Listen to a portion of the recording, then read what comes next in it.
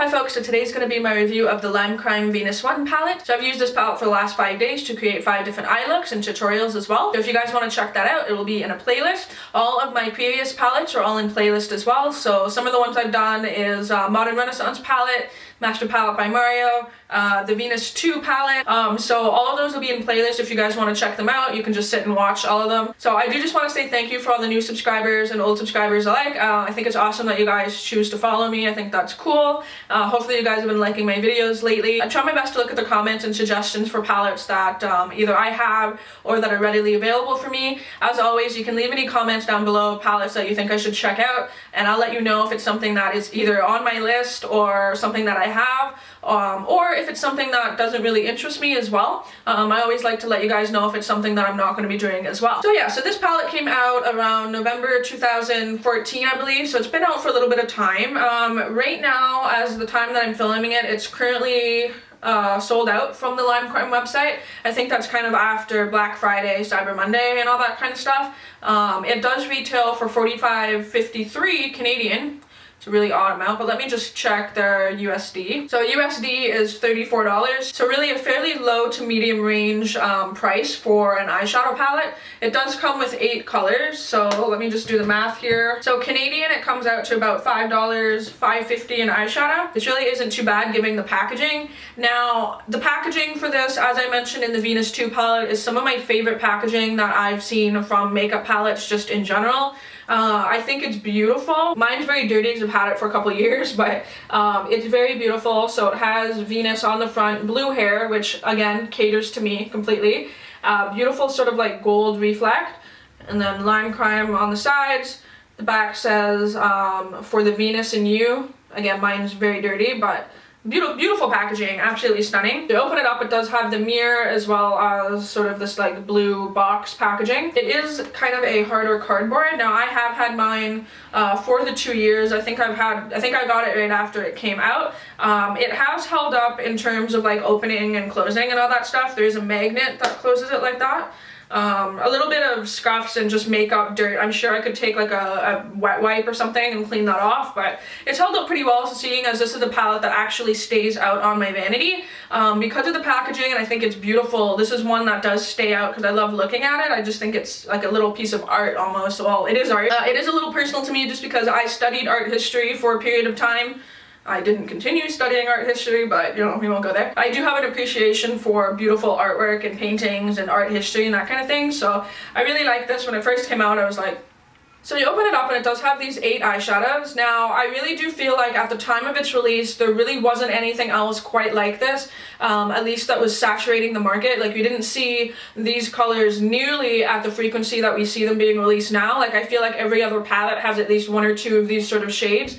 Whereas a couple years ago, having all of these different shades, especially like Creation is a little bit weird, this beautiful dark color here called Muse, even like Venus as well as Rebirth, like you didn't see all those shades in one palette. But correct me if I'm wrong, but I feel like this palette really like overtook the sort of indie online brand like eyeshadow palette game. Like I think after this, people really started just like banging out eyeshadow palettes and really started coming out with palettes that had these shades in them. Because it was something that was needed and something that people wanted, and I think that other companies kind of got wind of that. I don't know, I could be wrong. I'm not going to say that this palette started it all necessarily, but I feel like it definitely helped pave the way for more red tone warmed eyeshadow palettes. In the actual palette itself, you do have a couple mixes of textures, so you do have a couple of mattes here. Let me see, so you got Icon, Divine, Muse, Creation are mattes. I would say that Shell and Aura are more of like a high sheen, and Rebirth and Venus do have a little bit of sheen to them, but not nearly as much. Beautiful shades. You guys got to see me use them for a week. They apply so well and like blend so nicely together. Very pigmented when you apply them to the eye. You don't need much work to build up color, which is something that I can appreciate. Another thing that I found really cool about this being sort of an older palette, if you will, is that I feel like, at least for me, I'm constantly buying eyeshadows that increase in quality. Just because, you know, I'm constantly hearing about the new better thing and, you know, improving my collection as time goes on. Like, it's very rare that I will purchase an eyeshadow palette that has, you know, shittier quality than one that I purchased, just, you know. So I constantly feel like my collection is just improving and my taste are changing in terms of eyeshadows.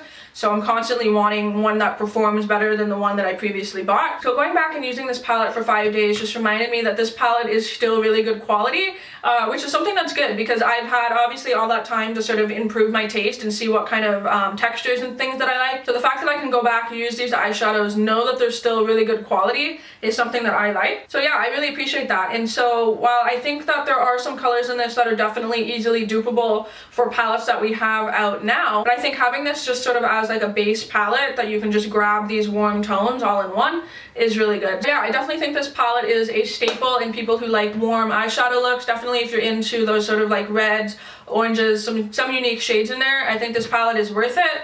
For $34 USD, that is not a bad price for 8 eyeshadows in beautiful packaging. Like if you like this packaging, then I think you definitely should get it when it's back in stock. I didn't get some questions in regards to purchasing from Limecrime. I purchased from their website. I have had no issues with it. Now I do use PayPal just to sort of protect my ass even further whenever I purchase anything online. If anything online has a PayPal option, that's always what I go to.